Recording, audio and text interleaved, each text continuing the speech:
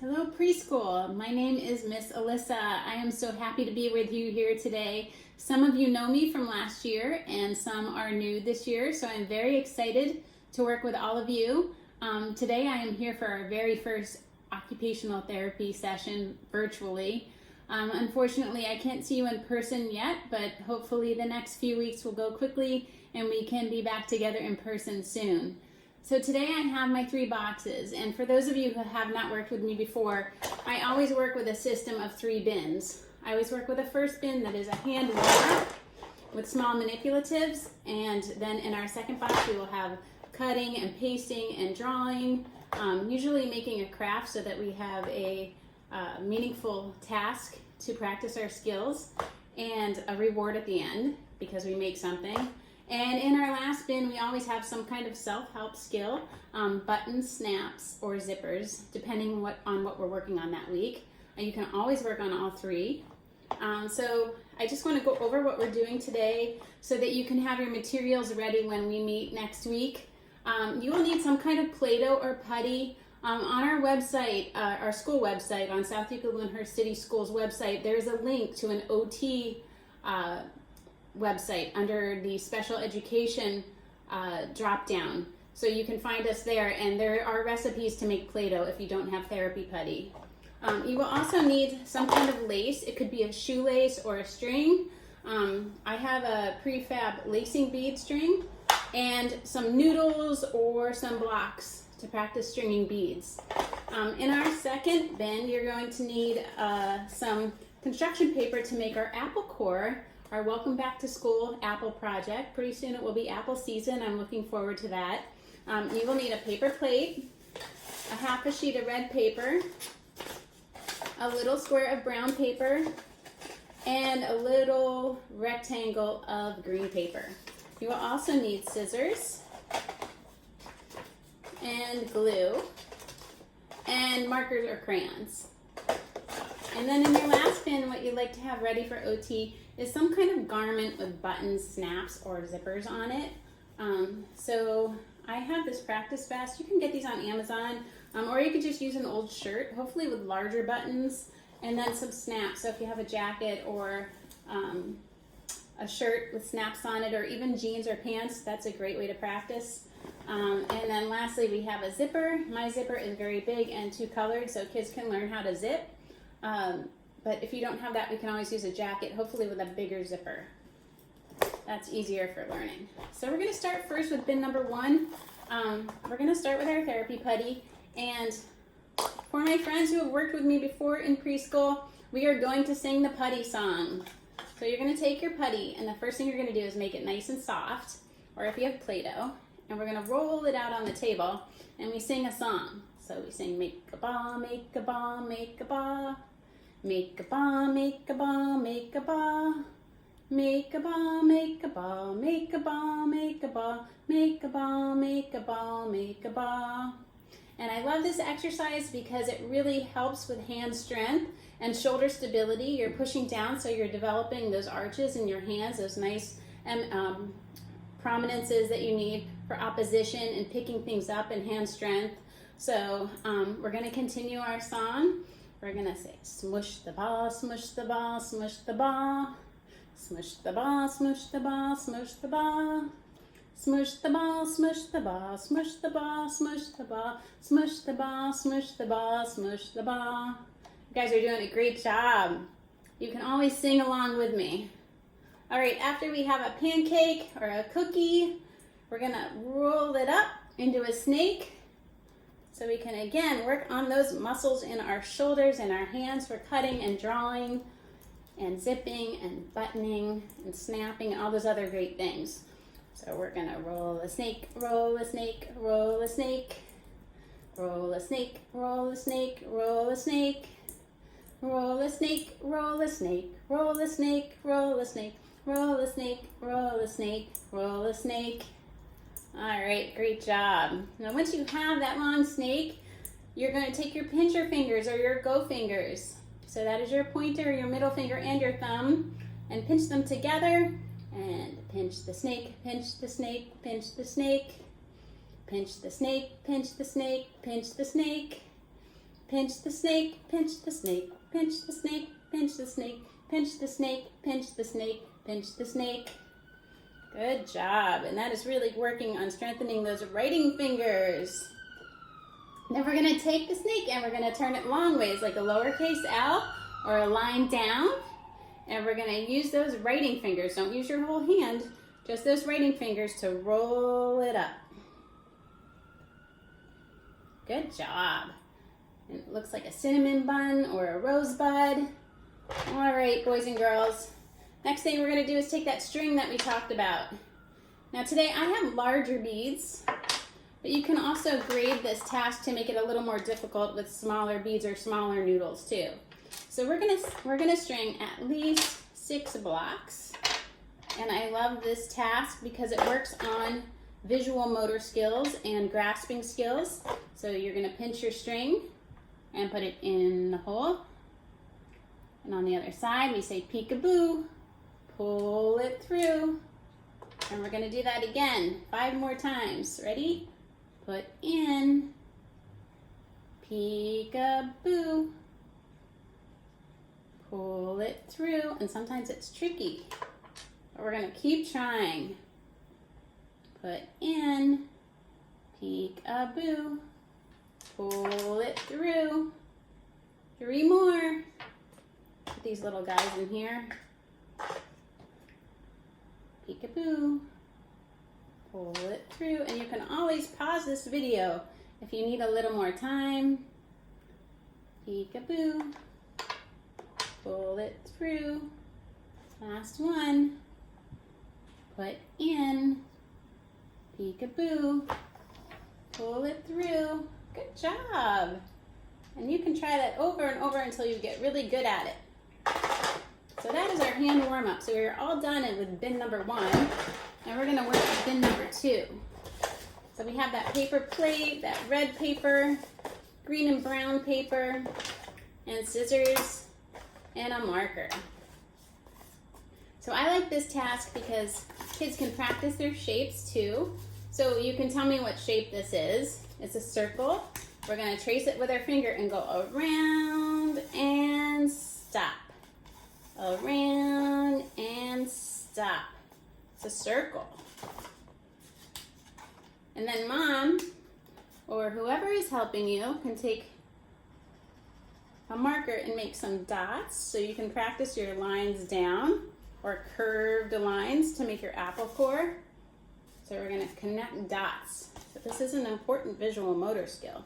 So you're going to draw a line down and a line down. So when you're done, it will look like this. They're kind of a little bit curved, but if they're straight, that's okay too. Then we're going to take our scissors. Now when you pick up scissors, if you're not really sure what hand to use, put them right in the middle, and that will help you encourage hand preference. And you're going to make sure that you take your thumb and put it in the little hole and put the rest of your fingers in the big hole. And we're going to sing open, shut them, just so we have some practice opening and closing scissors. So open, shut them, open, shut them. Give a little snip. Open, shut them, open, shut them. Give a little snip.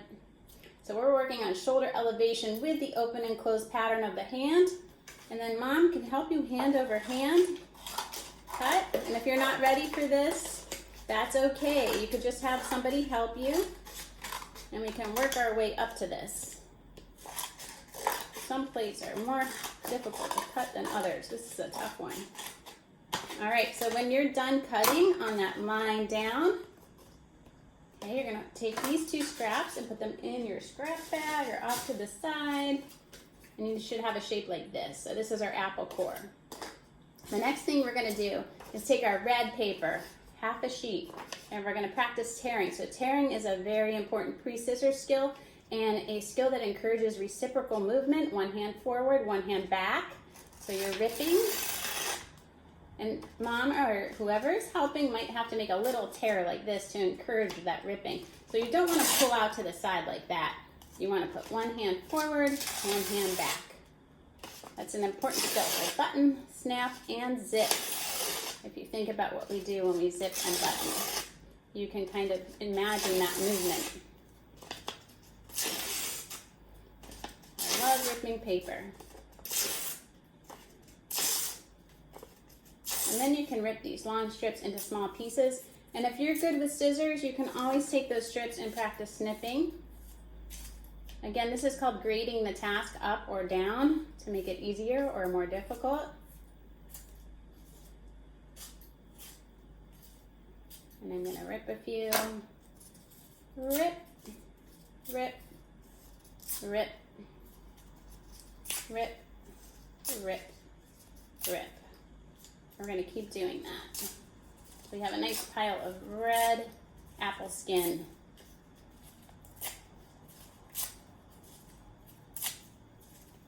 All right, I think I have enough. So now we're gonna take the apple skin and put it on the top and the bottom. So some kids need visual cues where to glue, or they're just gonna put their squares all over the craft. So what I like to do is just put some X's down for glue. It's a great way to control glue placement. Gives that visual cue. And you're gonna take your glue stick. I hope I told you that you needed a glue stick earlier. I'm sorry if I didn't. And put glue on the X's.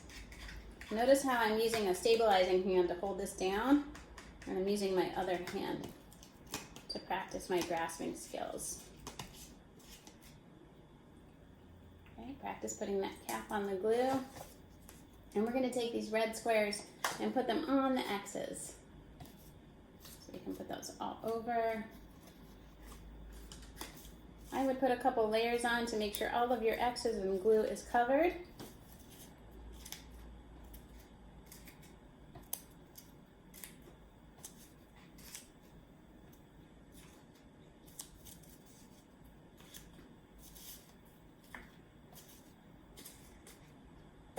I might need a little more. You guys are doing such a fantastic job for your first time. I'm very excited to work with you this year.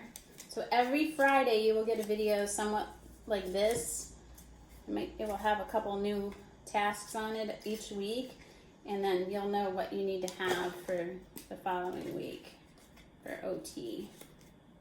That makes it easier. So when you're done placing all of your scraps on the top and the bottom, you can take that little square of construction paper, and if you want, again, we can practice a line down. Sometimes it helps to have two dots to connect.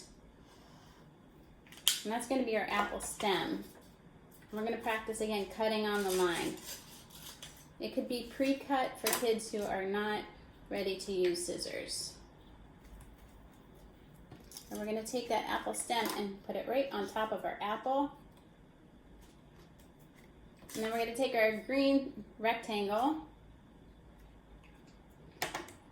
and a grown-up is going to help you draw two curved lines to draw a leaf. And they can cut it out for you, or you can cut it. So it's two curved lines.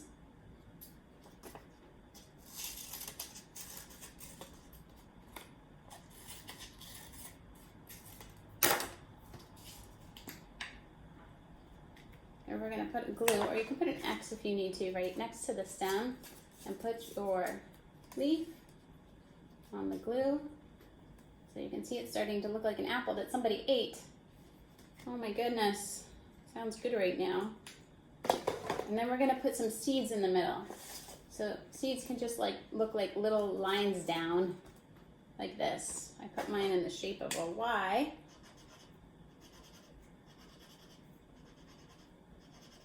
And this is good practice, drawing lines down or slanted lines.